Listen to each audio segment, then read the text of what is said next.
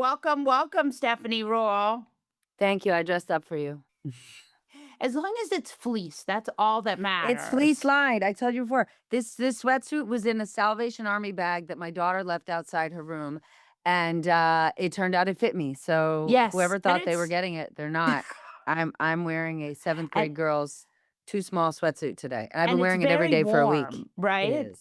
It is, Yes. and, spring is the worst season because it's like the guy that, like, never actually follows through and proposes to you. It's like warm and cold, like, just call me when the summer starts, I can't take it.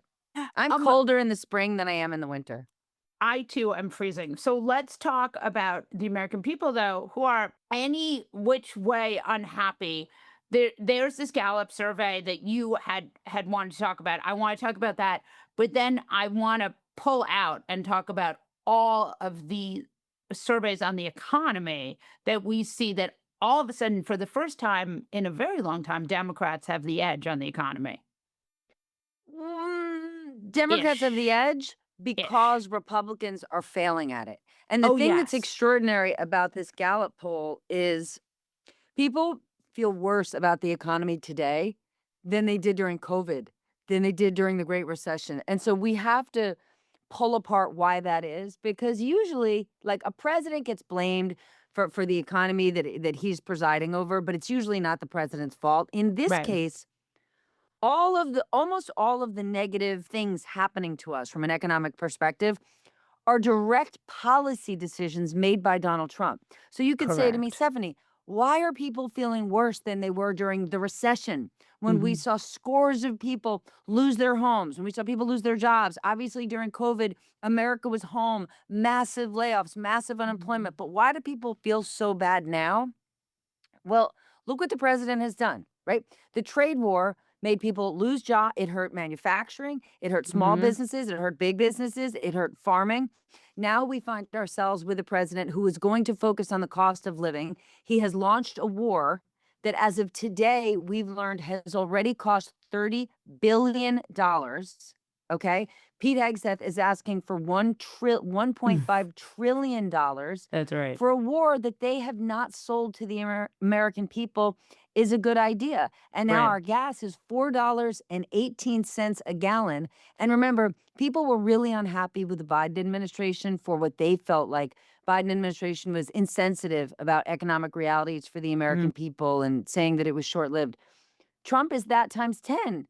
When you bring up affordability, he says it's an old-fashioned term and not even real. Affordability is a real issue for the American people, not to mention the quiet storm, which is on one level, corporate earnings are very strong and companies are very excited about AI because it's going to optimize their businesses and improve productivity, but it's going to be devastating for the workforce. So when you talk about the Gallup poll is measuring how people feel. And people have genuine fear and anxiety over what the future holds for their jobs because AI is unknown and it is coming for a lot of jobs. I don't know that there's a historical precedent for a president who has actually caused gas prices to go up. Like, they're up $1 in the last month. Who've caused gas prices to go up. And here's the thing. So, like, I cover investors, and even some investors in the way beginning of the war were like, great, he got Venezuela. Iran's a horrible actor, which they are. Let's do this. But every big investor I spoke to, some who used to be closely tied to the president, said, we're going to be done with this thing in 5 days. It's now week 9.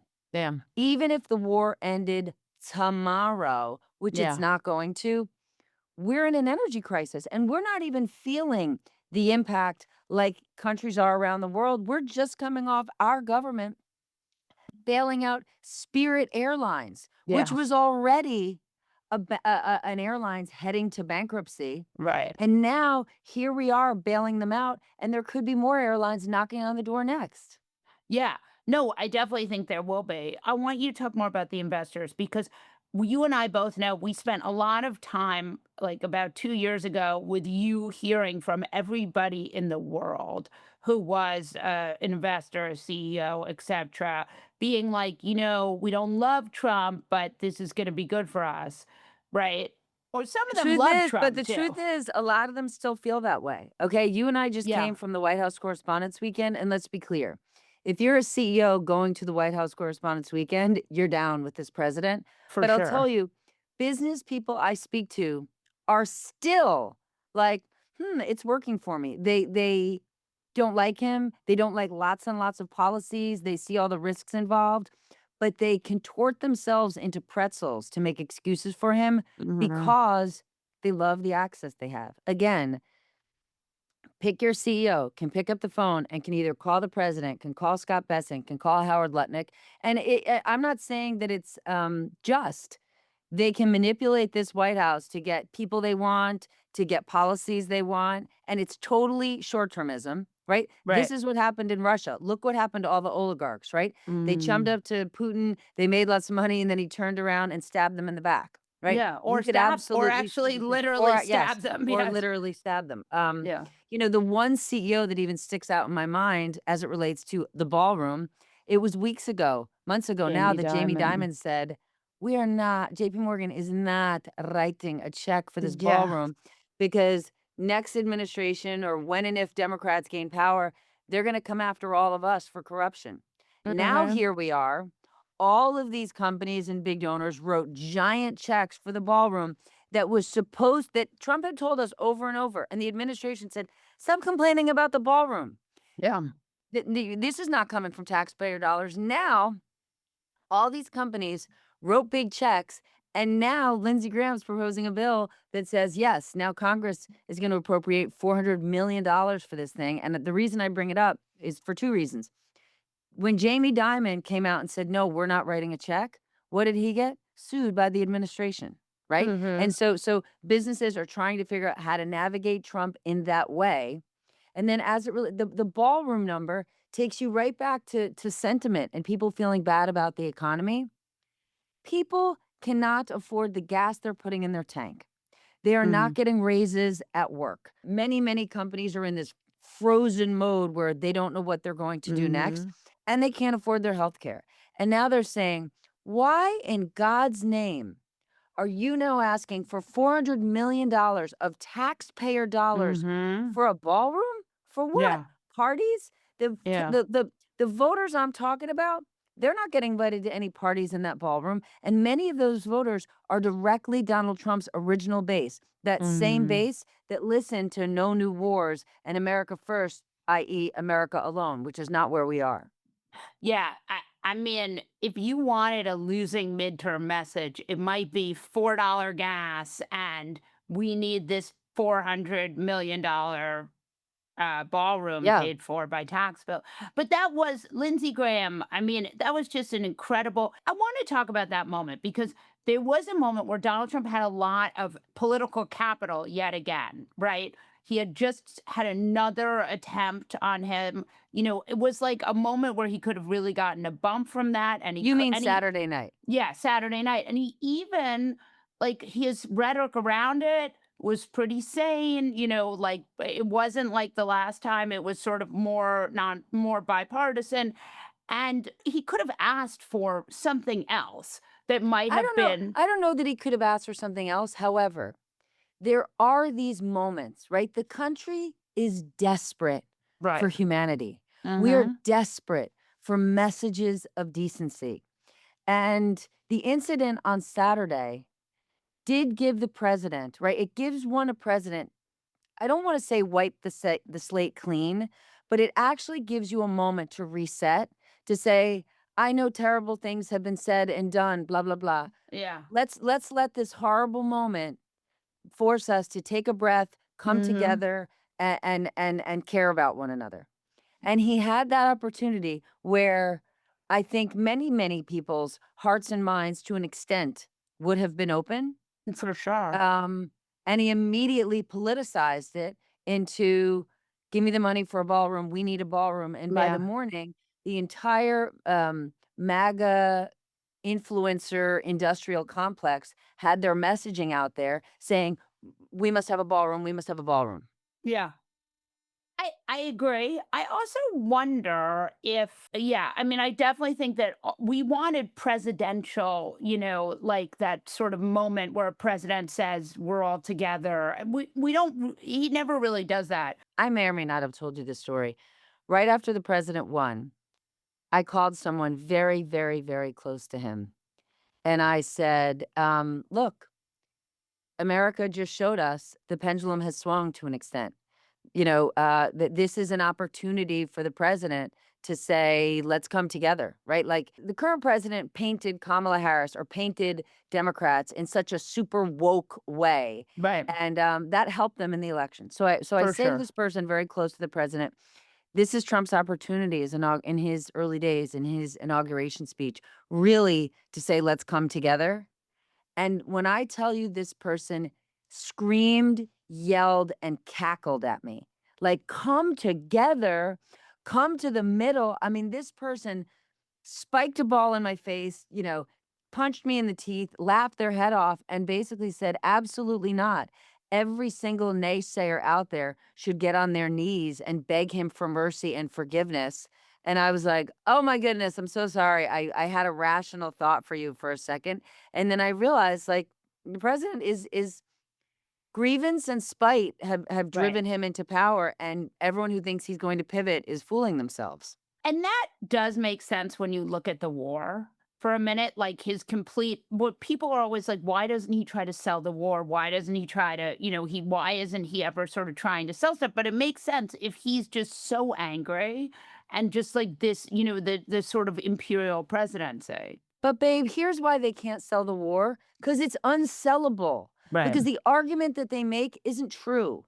I don't know how many weeks ago it was, probably 5 weeks ago now, I had a conversation with the president, and the message he aggressively wanted to get out to me was they were 2 weeks away from building a nuclear weapon, and when it was Right. complete, they were gonna use it. That's just not true. Right? No. It's simply not true. And the arguments he wants to make about NATO not being supportive, he had support when he would argue about our NATO allies not paying enough. There was a Right. lot of people out there Hmm. who felt like, I'm tired of the US being the lender of last resort. I'm Right. tired of everybody just assuming that we're going to be the cleanup batter and fix things. And there was a big appetite. And there were people who supported that he sort of shook the cage and said, "Pay up, guys." But then to take it to this level where he's constantly attacking Europe, right? Yeah. Where he's constantly calling him a paper tiger when the president defied intelligence and did not speak to any of those other countries before he decided to strike Iran. So it Right. makes sense that all those other countries are going to say, no, no, no, no, no. Yeah. You and Israel decided you want to do this, so you do you. Right. And we saw the Italian defense minister was stuck in Dubai. There were no heads up to anyone, Correct. and even European allies that he's historically liked. The other thing though, I do think that the Europe situation really started with his forays. Greenland. Yeah. I mean that those guys were so I mean, that was the moment Ann Applebaum said they were just they could that was sort of the official beginning of the end of his war, or the end of NATO in a way, or his But the trying to end problem is, NATO. Molly, none of these countries want to go at it alone, right? Like No. everyone has a relatively fragile economy, right? Our Right. economy is doing well. Like it's hard because there are many positives. Like corporate earnings are very strong. It's not like there's other part. It's not like our European allies are kicking it. They're not. Right. And so No. the fact that like we are now seeing China more closely aligned with Russia, Russia now applauding Iran. While we are not working with our allies, we've all got somewhat fragile economies. This is no bueno. Mm, And like, this is remember, true. the highlight for us and the people I cover is like, well, the market is so strong. And the market is so strong. Well, what happens if somebody bursts that balloon and the market falls out of bed? Then what are we standing on? And I think that seems like certainly a possibility. The straits, it does not feel Mhm. like Trump is going to get those straits open. And you see him sort of mac on it. We don't even get anything through the straits, but quite a lot of oil and gas, 25%, a third of whatever, a fourth, and then the fertilizer. So What do you think happens? What's the economic every day it's closed is problematic. So let's Talk be us through that. clear. We're not as energy dependent on the Middle East as we were in the 70s and 80s. That's true. Right. But Iran now having complete control of the strait, now charging massive tolls. This is a giant win for them. Like Oh, as yeah. we look at this war, as long as Iran still is kicking in any way, as long as they can still have, as long as they're still in the ring, even Mhm. if they're almost knocked out, that's a win for them. Yeah. Remember what Trump was immediately demanding, right? No nuclear capabilities. You're going to hand off all of your uranium.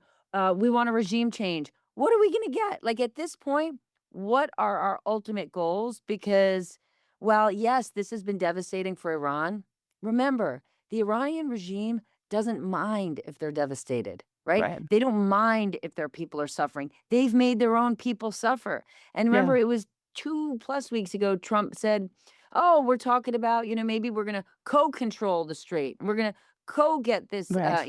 we'll both be getting this toll. It's simply not true. And Right. listen, think about the reporting that's been coming out this week that JD Vance is basically saying he doesn't believe how what the Pentagon is saying when it comes to how they're presenting this war. Right. It seems like a lot of people are trying to not get blamed for a thing that's going great. Correct. And I will say, like, just like a shout out in terms of incredible journalism and the First Amendment. It wasn't that long ago that Pete Hegseth kicked the entire Pentagon press corps out. He wanted them all to sign a document that basically said, the only thing we are going to report are press releases that the Pentagon hands us every day, and they're going to walk to our cameras and read them to the American people.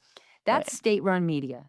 Yeah. And not only did basically the entire press corps tell him to go fish, the reporting that is coming out of the Pentagon is Yeah. amazing. And remember, those people who are leaking aren't some there's different kind of leaks. When you and I Mhm. covered Trump in the first administration, that White House was filled with senior advisors and administration officials who couldn't wait to have some crazy meeting with the president, call us on their way out, That's meet right. us for lunch somewhere, stab each other in the back. Like, Mhm. I mean, next level.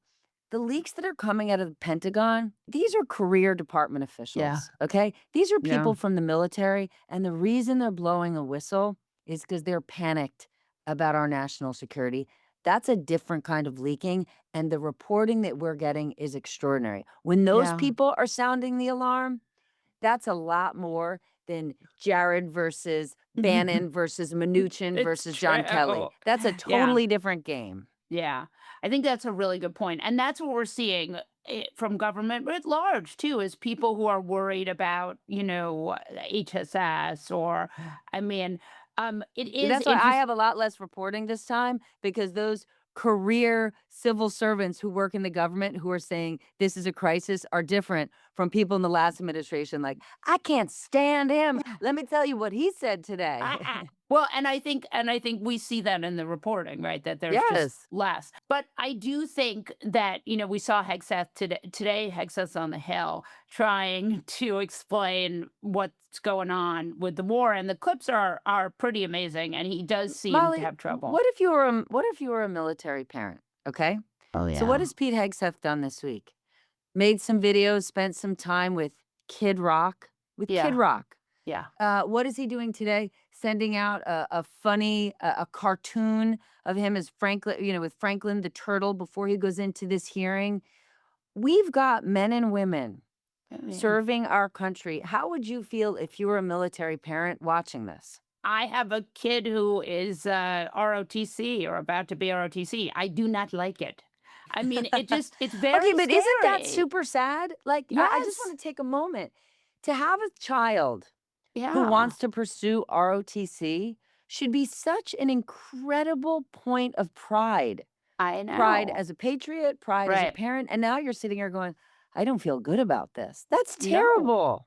It's really scary. I mean, and I think what we've seen from this war is that our military is incredible and Mhm. our politicians are deeply flawed at best. Yes, yes. you know. Steph Rule, thank you, thank you, thank you, Thank thank you for having you. me. You're the Mwah. best. Adios, Mwah. amiga. Thanks That for was having me. great.